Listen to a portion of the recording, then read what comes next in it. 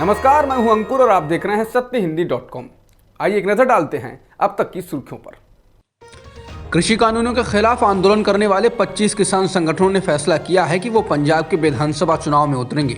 ये किसान संगठन संयुक्त किसान मोर्चा में शामिल हैं। संयुक्त किसान मोर्चा ने किसान आंदोलन की अगुवाई की थी। ऐसी संभावना है कि ये किसान संगठन आम आदमी पार्टी से गठबंधन कर सकते हैं। किसान संगठनों के चुनाव में उतरने का यह फैसला लुधियाना में शुक्रवार को हुई एक अहम बैठक में लिया गया। बता दें कि किसान आंदोलन में पंजाब के 32 किसान संगठन थे। इनमें से 7 किसान संगठनों ने चुनाव से दूर रहने का फैसला किया है, जबकि 50 संगठनों ने कहा है कि वे चुनावी राजनीति में हिस्सा लेंगे। जिन किसान संगठनों ने चुनावी राजनीति से दूर रहने का फैसला किया है उनमें किसान संघर्ष कमेटी, जय किसान आंदोलन, दोआबा संघर्ष कमेटी आदि हैं। लुधियाना की अदालत के परिसर में हुए बम धमाके को लेकर अहम जानकारी सामने आई है। जानकारी ये है कि जिस शख्स की इस धमाके में मौत हुई है उसी ने बम फिट किया था। उसके बारे में ये भी जानकारी मिली है कि वो पुलिस में रह चुका है। इस शख्स का नाम गगनदीप सिंह है और वो पुलिस महकमे में हेड कांस्टेबल के पद पर था। उसे 2019 में नौकरी से निकाल दिया गया था और उसके बाद वो ड्रग्स तस्करी के एक मामले में 2 साल तक जेल में भी रहा। इस साल सितंबर में ही वो बाहर आया। उसके मोबाइल में लगे सिम कार्ड और एक वायरलेस डोंगल से जांच एजेंसियां उसके परिवार तक पहुंची। धमाके के बाद से ही तमाम तरह के सवाल उठ रहे थे, क्योंकि बेअदबी की घटनाओं के कारण पहले से ही पंजाब का माहौल बेहद तनावपूर्ण है।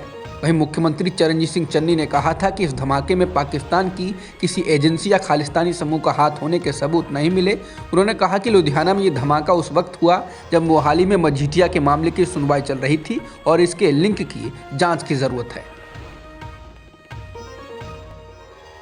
उत्तराखंड में शुक्रवार रात को हुए एक अहम राजनीतिक घटनाक्रम में कैबिनेट मंत्री हरक सिंह रावत ने मंत्री पद से इस्तीफा दे दिया है। रावत के बारे में कहा जा रहा है कि वो कांग्रेस का दामन थाम सकते हैं। ऐसी चर्चा है कि रावत के साथ ही रायपुर सीट से विधायक उमेश शर्मा काऊ ने भी इस्तीफा दे दिया है। हालांकि बीजेपी के प्रदेश अध्यक्ष मदन कौशिक ने हरक सिंह रावत और किसी अन्य नेता के इस्तीफे से इनकार किया। उत्तराखंड में फिर से सरकार बनाने का सपना संजो रही बीजेपी को कुछ ही महीनों में ये एक और जोरदार झटका माना जा रहा है। अक्टूबर में कैबिनेट मंत्री यशपाल आर्य और उनके विधायक पुत्र संजीव आर्य ने बीजेपी छोड़कर कांग्रेस में वापसी की थी। देश में ओमिक्रॉन के मामले अब तेजी से बढ़ रहे हैं। अब ओमिक्रॉन वेरिएंट के देश भर में 415 मामले हो चुके हैं। बता दें कि देश में कोरोना के 77,032 एक्टिव मामले हैं, जो कि पिछले 579 दिनों में सबसे कम हैं। भारत में पिछले एक दिन में 7,189 कोरोना संक्रमण के नए मामले दर्ज किए गए हैं और 387 लोगों की इस दौरान मौत भी हुई है। फिलहाल देश में एक्टिव मामले 77,032 हैं। ओमिक्रॉन के बढ़ते खतरे को देखते हुए तमाम राज्य पाबंदियों को लागू कर रहे हैं। महाराष्ट्र, दिल्ली, उत्तर प्रदेश, हरियाणा, तमिलनाडु समेत कई और राज्यों ने क्रिसमस और नए साल के जश्न पर पाबंदियां लगा दी हैं। क्रिसमस और नए साल के जश्न को देखते हुए कई राज्यों में नाइट कर्फ्यू का ऐलान भी किया गया है। दिल्ली में भी सरकार तमाम पाबंदियों को कड़ाई से लागू कर रही है। इसी तरह हरियाणा में भी नाइट कर्फ्यू का ऐलान कर दिया गया है। गुजरात के कई शहरों में नाइट कर्फ्यू लगाया गया है। मध्य प्रदेश और कर्नाटक में भी क्रिसमस और नए साल के जश्न को देखते हुए तमाम तरह की रोक लगाई गई है। जम्मू कश्मीर प्रशासन ने कोरोना के बढ़ते मामलों को देखते हुए कुछ सख्त कदम उठाए हैं। तमिलनाडु और राजस्थान भी अलर्ट मोड पर हैं।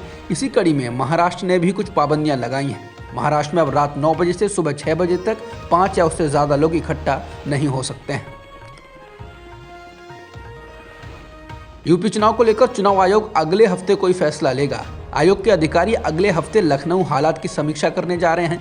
ओमिक्रॉन के बढ़ते खतरों के मद्देनजर इलाहाबाद हाईकोर्ट ने गुरुवार को चुनाव आयोग और प्रधानमंत्री से कहा था कि यूपी में चुनाव कुछ दिन के लिए टाल दिए जाएं और रैलियों पर प्रतिबंध लगा दिया जाए। मुख्य चुनाव आयुक्त ने कहा कि अगले हफ्ते यूपी की स्थिति की समीक्षा करने के बाद इस संबंध में फैसला लिया जाएगा।